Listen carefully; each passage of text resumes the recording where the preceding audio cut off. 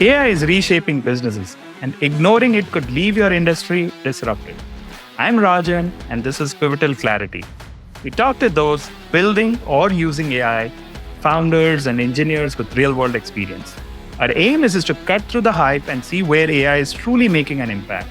If you're a business or following tech trends, these conversations offer clearer insight than most of the press. Let's get into today's episode. Welcome to Pivotal Clarity, an AI podcast. Our guest today is Arshad Hisham. Arshad is building the future of AI and robotics. As a founder and CEO of InGen Dynamics with a vision of building intuitive and practical robotics and AI solution. Arshad is not just another tech CEO, he's an inventor, engineer, and educator all rolled into one. And his company recently raised over $150 million.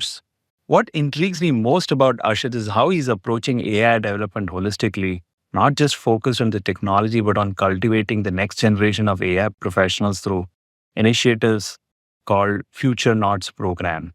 We'll dig more into that as we speak.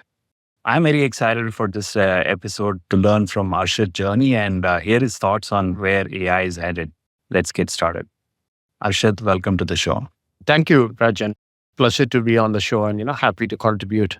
Let's start at the beginning. What made you decide to found InGen Dynamics? Was there a specific problem you encountered or was there an observation that sparked the idea? I'm curious to know about your thought process.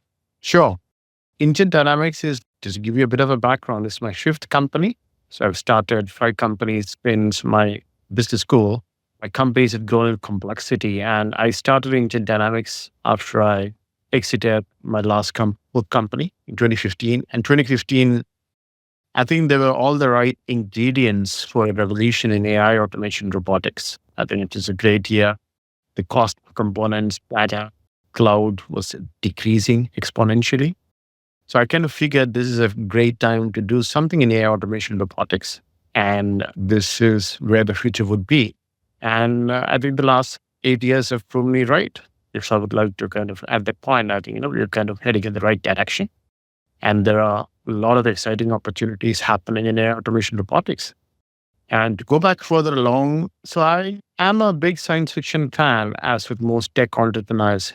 Early on, when I was 11 years old, I read a lot of Asimov's Foundation series. It just kind of fascinated me for what a future would look like with humans, robots, AI, all of the mix. It was very fascinating. So I was driven very early on from a young age to bring a lot of these ideas to reality, that kind of drove me throughout my career.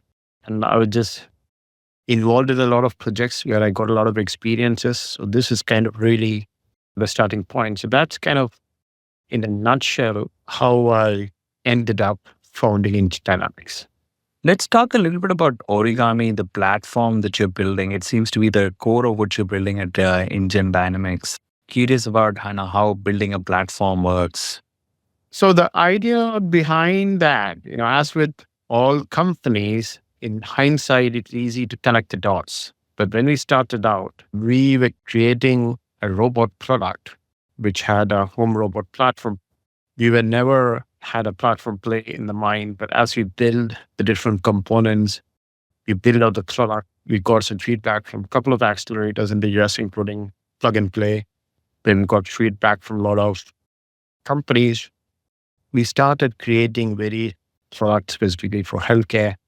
And then we realized that the set of components that we had is kind of reusable in AI automation robotics. So, and that's why it's called the Origami platform. So it's like a trunk. You open the trunk box and you have different components. And you can rearrange these components and create different parts, just like you create the paper origami. That's why it's called the Origami platform. That, just get the paper origami you can recreate. So this right now is at the core of the company. It contains all the components that you build. It will be a future intellectual property for the company as we grow.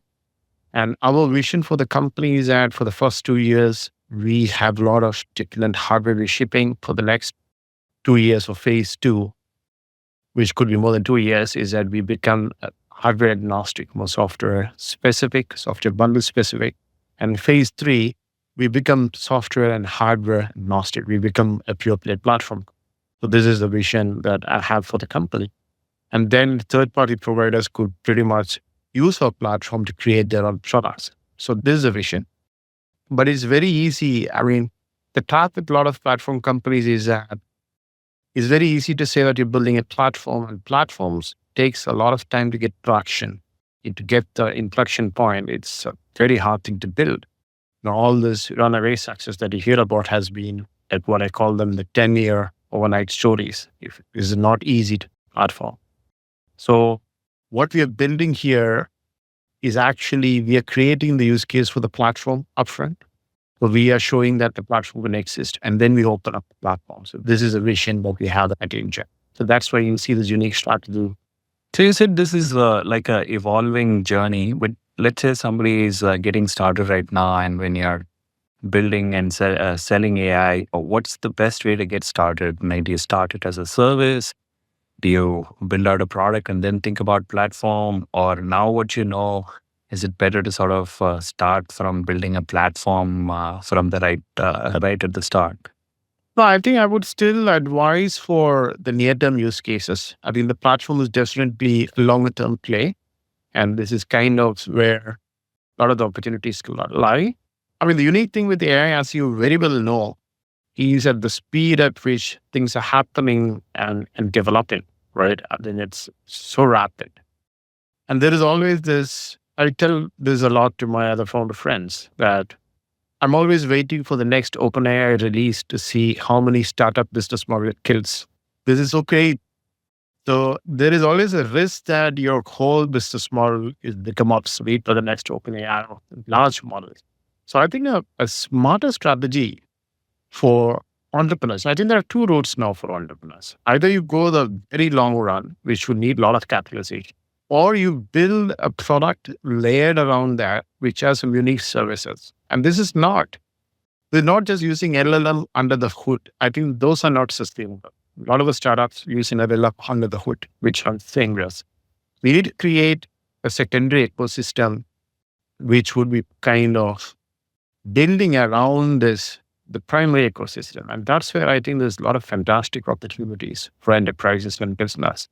And if you can scale that, I think it's a great way to build. So that's my advice. My advice is that you should concentrate on building out this use cases and try to scale that up. You talked about platform games being like Big Boys Club, a lot of fundraising. You recently increased your investments to about $150 million. That's a lot of money. How do you think about allocation of capital? How do you actually split this fund? How should one think about it? See, the capital allocation is more towards, so we have a post-IPO strategy. The game only begins at an IPO, right, for us. And then the real game starts. You have quarterly pressure. You need to meet the numbers. You need to meet the growth. So a lot of this reserve as we kind of grow post-IPO and figure out how do we kind of get to the right points, how do we kind of get to the right inflection points. So a lot of it is for growth, a lot of it for R&D, pretty much, and distribution. So distribution, I think distribution is a new competitive advantage. As you probably know, distribution is key. How do you distribute your products and what synergies you can bring? So I think it's a long game. And given the new funding scenarios, I think I was reading somewhere for the new round that OpenAI did, the minimum size for VCs to get in on that round is $250 million. That's a minimum size. Just want to say, let that sink in for a minute. That was a total fund allocation size a decade back for one single fund across multiple portfolios. That's a minimum size for OpenAI's latest round. So I think the capital game is changing. And that's where I think you need to be very conservative with how you allocate your budget, how you kind of figure out where to go on the next step. So this is kind of a key thing. So we are playing along. So we have a clear post-IPO strategy where we'll allocate different budget sizes for different use cases. And that's a short and long answer. You are building robots to fill jobs. That's a big order, right? So what kind of jobs are we talking about? Let's say I run a hospital or a hotel. Why would I want a robot instead of human workers? What's the real advantage there? I think there are certain targeted healthcare use cases. There is an acute labor shortage. A classic example is elderly care. I mean, there is a massive and acute shortage in Europe, in North America, in Japan, these countries very specifically, they've been doing a lot of R&D into elderly care, a lot of research into elderly care. So our vision for the robots is that we have simpler form factors in the near term, which are targeting the low-hanging fruits over 5 to 10 years. And then you have complex form factors coming in, like the humanoid and rovers later on in the longer term. And all this is powered by the underlying Origami AI platform. So the platform keeps on building up competency and we power it. We call this the phased approach. The phased approach is, we call it because we have simpler form factors targeting near-term use cases, including healthcare, telemedicine, elderly care, restaurants. In terms of hospitality, there's a lot of shortage there. And then you move on to the complex form factor. And then it gets interesting because if you talk about humanoids, and I say this to a lot of people, that using humanoids is actually the ultimate hack. Why? Because we have created the world, the whole world, for humanoids. Think about that for a minute. The escalators, the cars, the buildings is designed for humanoids. So we have invested trillions of dollars creating an infrastructure. So the whole idea of creating a humanoid is not, see, people get confused. They think that we're creating a humanoid to look like a human. The answer is no. The humanoids are created because it's the quickest hack to access or tap into $1 trillion investment in made in assets over the last 100 years. So if we create a humanoid form factor, we can tap knobs, cars, escalators everywhere. And humanoid is a massive disruption model. Because once that comes in, we could be talking about covering up at least 30% of the GDP could be powered by humanoids. It can be anywhere. Manual labor, specifically manual labor. And once that goes in, so there is a lot of disruption coming our way. So this is in a nutshell, the roadmaps. But definitely our vision is to create a better future and a safer and a better future for humans, right? So we want to improve the quality of life. We want to free up people to do the things they love the most and not get burdened with boring, repetitive, and dangerous jobs. So that's where I think these robots will play an important part in freeing up productive and leisure time so humans don't lie. You spent a lot of time working in AI. Can you share an example or a time when you saw someone use AI in a way that you didn't expect? Just to give you a bit of a background, I published my first paper in AI in 98. And it is not even called an AI, I remember. It was called the Coherent Backpropagation Network. And we used it for my robot soccer project at MIT. I did my undergrad at Odyssey. So we did a project on soccer robots. And we used it to predict the direction of the robots. We had to train the model, use the backpropagation. And it was fascinating. It was around the same time that you remember when the first digit reading ML algorithm came in was around 90. So this was around the time. So that is a pivotal point where things really took off. Interesting use cases for AI. I think one was predicting the office commute was kind of an interesting use case. Yeah, but I think it was on a very personal note. Somebody used it to predict a local problem, and it is very innovative. And if you see, most of the inventions have been created by very smart but very lazy programmers and inventors. They are the real smart cookies, right? They invent some tech because they're very lazy. They don't want to kind of waste time. So this is kind of where I think this has happened. Some of the best use cases of AI I've seen are people who are like very smart, inventive, lazy inventors who kind of created a solution to their day-to-day problems. And that's where I think you see a lot of innovation. And that's true for the past, the pre-AI era. And if you remember the 2010s, 90s, it was true then. If you remember the Windows developers and hackers and the Linux developers, we found the best innovation from this group of people.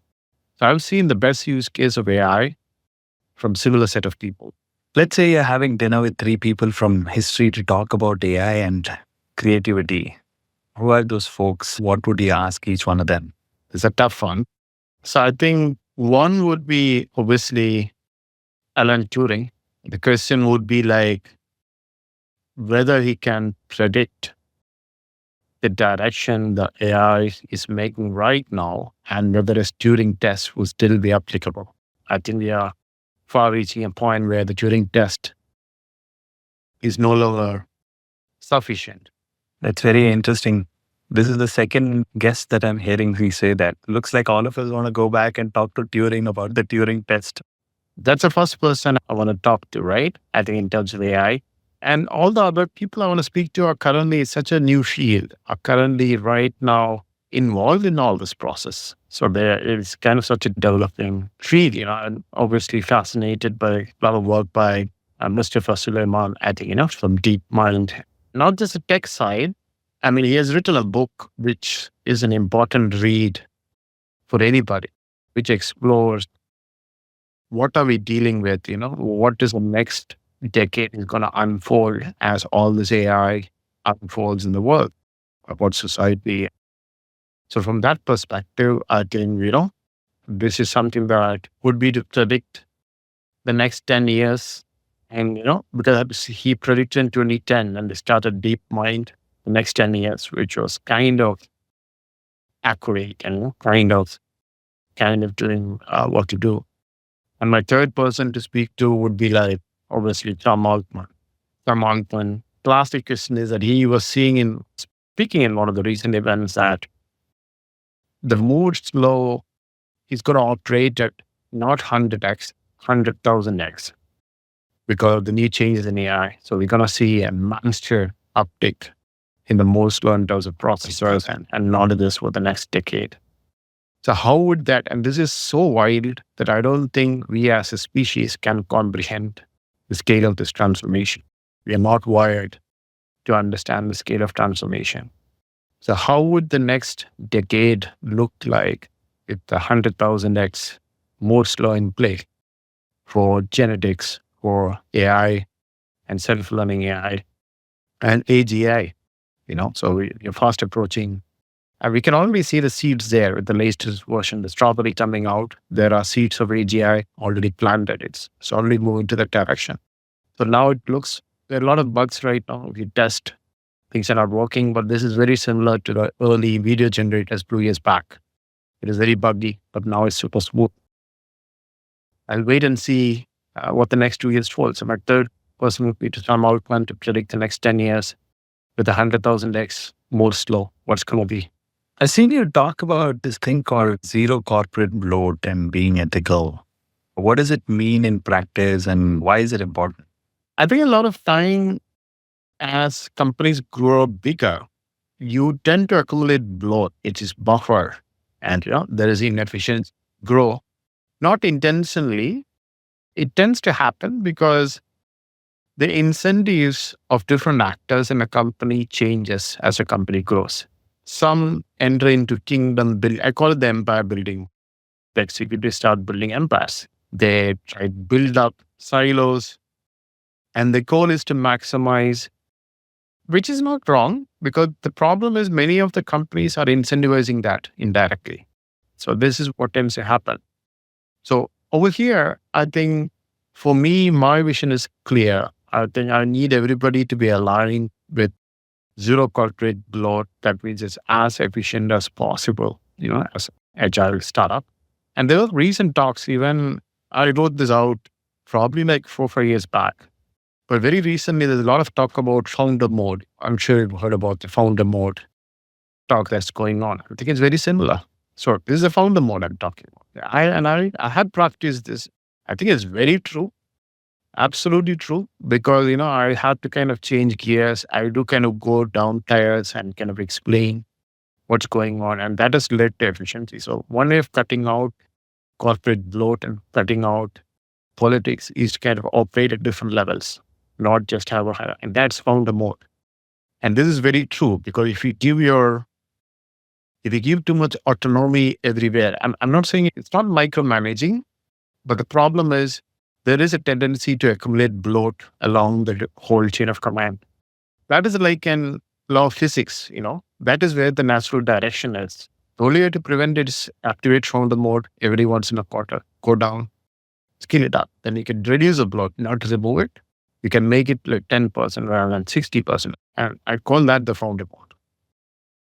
The company needs to be running in short mode. Let me do a quick round of short questions. You can just give me the first answer that comes to your mind. A book that shaped your approach to AI. I know you already talked about one book, but is that the same book? Yeah, I would definitely say it's a foundation series by Isaac Asimov. Yeah, it is a very unusual selection because it is not a textbook it is more of a seed generating book, right? So what AI could do. So that way, yes, that was my biggest book. One big misconception about AI that irritates you. I think this classic Hollywood stereotype of AI turning evil and destroying humans. I think it is wrongly phrased. I think there is a big existential risk for AI to destroy humanity, but not in the way that movies depict. Would be like the paperclip maximizer problem, where you design an AI to maximize paperclip and it turns the whole world into a paperclip and accidentally destroys the human race. So this is a risk. Not, the AI becoming jealous of humans and doesn't make any sense. The most depiction of Hollywood AI and robots doesn't make any sense. So that is what irritates me a lot. What's your favorite productivity hack? I call it the 440 kind of a thing. I try to do at least 4 things in a day. I have a big schedule agenda, but 4 things I can fully complete, and I have a list. And then I keep on moving and have 40 pending items in the next slot. So this way, I'm very organized. Every Sunday, I keep my 440, and every day I make sure that I finish 4, but more than 4, I don't target. And it's surprising because in a week, you can get at least 24 items done. If you try to do everything at the same time, you'll get only 5 to 6 items done. So I think having this, I call the 440. So 40 items pipeline, 4 items to complete in a day. So this is the best thing that, and it doesn't matter. You can use any tool, Excel or whatever, but follow this process. I think it will work wonderfully. One word to describe the future of AI. I think it's fantastic. Would be the one word. You can't even imagine it. It's going to be fantastic. Tell me a little bit about the Futurenauts program that you're doing. Why are you running it? Most companies that I know, they just hire talent. You seem to be creating it. Do you feel that it is worth the effort that you're putting into it? Sure. I think Futurenauts, again, was originally designed for training our engineers and our in-house team. So that was the original intention. But then we had a couple of universities and engineering colleges that reached out saying that they want to launch a BTech program with the Futurenauts initiative. So the reach out came from the industry and from the universities. And then we converted to an engineering degree. We had schools. We had a partner who was doing school education, and we kind of interfaced with that. So it kind of started out. And if you see Futurenauts now currently is at the intersection of what we create internally and this external partners. So it's kind of sweet right in the middle. And it's a great way to build talent. And there is a massive reskilling going on because every job, this is a good McKinsey study, which said that at least 95% of the job would have more than 70% of their task changed to an AI specific subtask. So there is massive reskilling going on. And it's not jobs are going to be taken away. I think the jobs are going to be redefined. So people have to be retrained. And this will be the biggest problem of the next decade. And there's a great way to address that is have this program and roll this out and, make sure that we have the next set of innovators coming out. As a robotics company, how do you make money? What's your fundamental business model? We have different models. We lease our products and we charge for services. So we have a monthly recurring model and we can sell the data and software on top on a monthly recurring basis. So this is kind of our key structure that we follow. But the harder thing as a robotics company is that it's a very capital intensive business. The enterprise SaaS world is beautiful. It generates cash and you can scale and you can predict and you can go back and iterate in a week. In robotics, it takes 6 months to iterate. And to iterate, you need to raise further cash, you need to pivot. So I think there are harder problems in getting to PMF. So that, allows for some different business models and different cash flow and different sim lanes to create, which is what you can see on website. You're not a single revenue stream company, you're multiple cash flow sources, right? What questions do you think that people are not thinking about AI and robotics and they should? I think one important question is, I think the biggest problem we're going to face for society, for government, for institution is that the world is not ready for the massive upheaval that's about to happen in the next 5 years. And the governments and nobody's prepared for it. I'm not talking about the risk of AI. I'm talking about the labor reskilling, the change of how we're going to deliver work. The shift is foundational. And if you see our parents' generation and the parents before that, such foundational shift happened over a generation. So they could pretty much get into a job, retire. And this has become accelerated now. I think if you see our generation, we're going to look at 2 to 3 professions in our lifetime. We're not going to have a single career. And if you see the next wave that is coming, it's going to get more accelerated. This needs a new way of learning, teaching, learn, unlearn, skill, reskill. This will be the modus operandi. So I'm not seeing a lot of the government, a lot of the educational institutions taking this very seriously. I think when this arrives in 5 years, there will be a lot of chaos and, a lot of reactive measures than proactive measures that are taken. And this is serious conversation that every major entity and government entity should be having at the moment. So last question, Arshad, what is one book, one tool and one habit that you would recommend for people that want to actually keep up with this shift that you said that they're all underprepared for? The book would be the Mustafa Sulaiman's book, that he wrote recently, and that is a very good read. And I think, he wrote on DeepMind and that's one he wrote recently. So, and it's called The Coming Wave. That book alone is one that will kind of prepare us what's coming.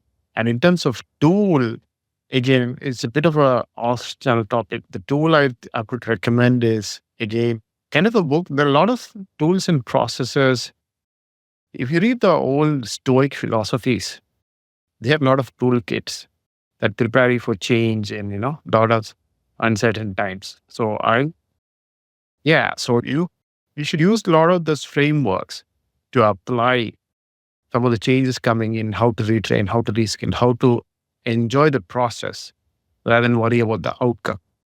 So this is kind of some of the key messages. So some of the tools and frameworks used, and this is kind of very nicely connecting to ancient Greece and Rome and the current AI. But I think those tools and frameworks are still relevant to all the things you're doing. The new habit, this is very obvious, is learn and unlearn repeatedly. Does not mean to read endless amount of books. Just learn and unlearn how we want to learn by watching videos, by doing it. And that's kind of key. And that keeps our brains young. That keeps us, adaptable to the new situation. And we need to be adaptable to the changing circumstance we're going to be. So learn and unlearn is a very important habit that you need to master. Arshad, thank you so much for joining us at the Pivotal Clarity show. It was such a fun conversation with you. Likewise, Rajan. Enjoyed it. Great questions. Enjoyed the conversation. That's it for this episode of Pivotal Clarity. This is an Opeka podcast. Opeka is an accelerator for global Indian founders building AI software companies. We're exploring the fast-changing world of AI together with our listeners. If you like this podcast, you can find more on our website and other popular podcast apps. Subscribe if you want to keep up.